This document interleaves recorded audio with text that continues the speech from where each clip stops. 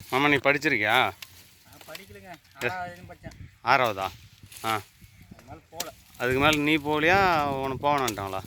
படிப்பு ஏரில் போகல. படிப்பு ஏறலையா? ஆ, படிச்சிருந்தா அந்த நிலமை தேவையில்லைல்ல. ரொம்ப கஷ்டம்ல.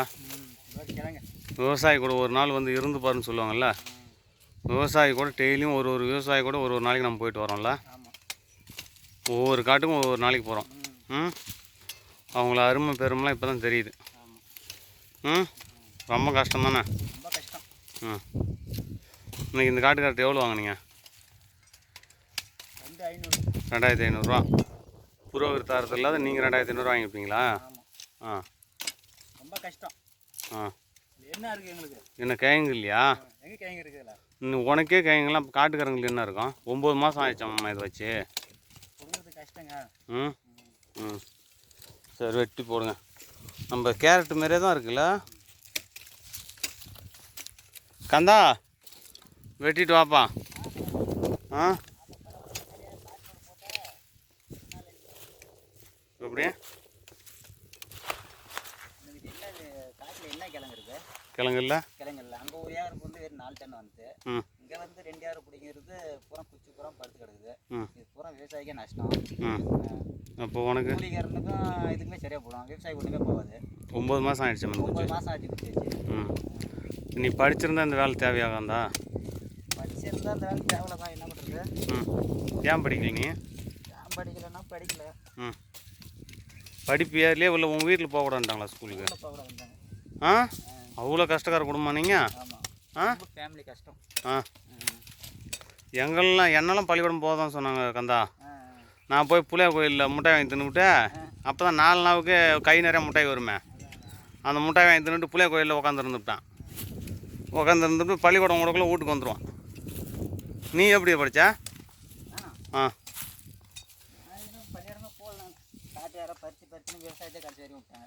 ஆ, அதான் உழைச்சி மாடு ஊருக்கு போனால் பின்னி நாள் சுற்றணும். இங்கே வந்து லேம்பாக இருக்கணும்னு பார்த்தாலும் இங்கேயும் முடியலல்ல.